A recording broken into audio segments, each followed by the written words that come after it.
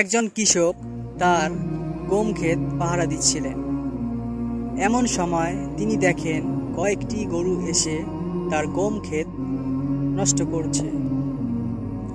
তখন কৃষক সেই গরুগুলো থেকে মাত্র একটি গরুকে সে লাঠি দিয়ে আঘাত করে। তারপরে হলো সেই খেলা। গরুগুলো এমনভাবে দৌড়েলো সবগুলো, জানি একটা গরুকে মারেনি, ওদের সবাইকেই মেরেছে। গরুর এই কাণ্ড দেখে সেই কৃষক অবাক হলেন, বললেন, হায়রে আফসোস, আমরা মানব জাতিরা কতই না অভাগা, আমরা তো গরুর চেয়েও নিকৃষ্ট।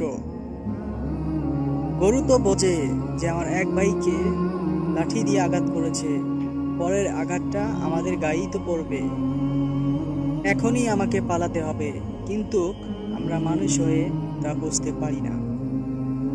আমাদের সামনেই নাফরমানি বান্দাদের আল্লাহ তাআলা জালিমদের গজব দিয়ে ধ্বংস করেন, কিন্তু আমরা ইতিহাস থেকে শিক্ষা না নিয়ে জুলুম অত্যাচার বন্ধ না করে আবার জুলুম করা শুরু করে দেই। আমরা ভুলে যাই পরের আকাশ থেকে যে গজবটা আসবে ওটা আমার উপরে এসে আমাদের উপর এসে পড়বে। আশা করি ভিডিওটি বুঝতে পারছেন সংক্ষেপে।